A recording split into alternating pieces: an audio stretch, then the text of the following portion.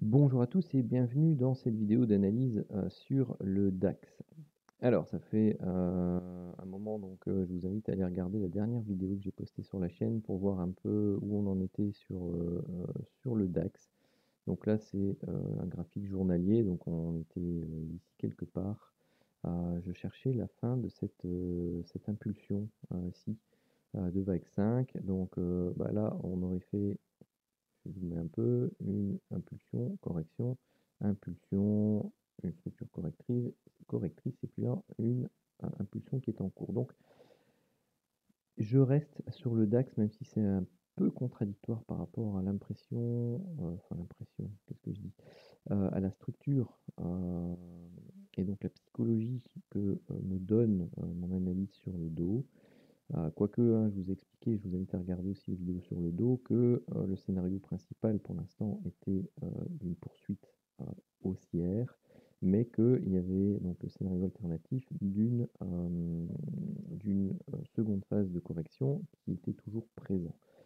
Et la structure de prix sur le DAX, penche elle plus, heu, sur ce point-là. Pourquoi? Parce que depuis les plus hauts qu'on avait ici, on a eu une phase de correction, mais j'ai du mal à imaginer là ce truc, très, pentu et relativement court comme étant une, structure, de vague B par exemple, hein, où là on aurait eu un ABC et puis de nouveau un ABC, d'ailleurs je sais même pas trop où, comment, parce que au niveau de la structure c'est pas terrible pour, même un ABC. Et puis derrière ici, 5 temps. C'est tout à fait possible, hein, par contre, heu, moi je le vois pas. Heu, bon, je sais qu'il faut que je porte des lunettes, mais c'est comme ça. Hem, Dans tous les cas, même, si je me trompais, qu'on avait fait le A jaune ici, le B jaune là et le C jaune que j'attends, à la fin ici, on arrive tout doucement à la fin d'une structure impulsive. Donc, heu,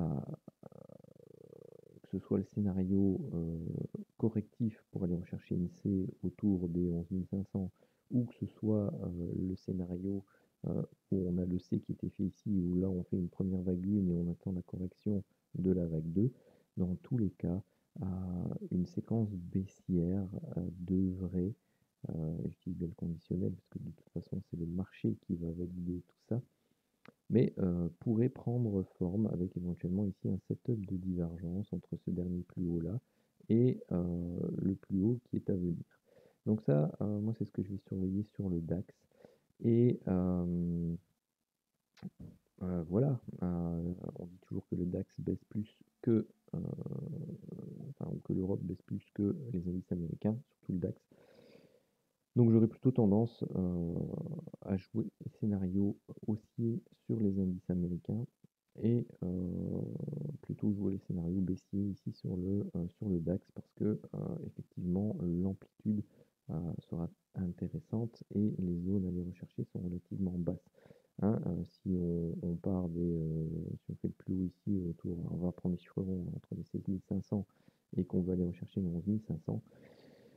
Il y a, 5 000 points à aller chercher et 5 000 points, ça représente, un gros 30-35 de chute par rapport au plus haut que le DAX aurait fait. Donc c'est l'équivalent d'une bonne correction, heu, genre celle qu'on a faite, ici, hein. Voilà, donc on est dans des séquences qui sont, complexes, à analyser et qui peuvent malgré tout être, relativement rémunératrices si on réussit à être dans, le bon train. Donc voilà ce que j'avais à dire pour le DAX. N'hésitez pas à vous abonner à la chaîne, si ce n'est pas encore fait et à lâcher un maximum de, pouces bleus pour, que cette vidéo et cette chaîne puissent, gagner en visibilité. Sur ce, je vous remercie et je vous souhaite à tous un excellent week-end.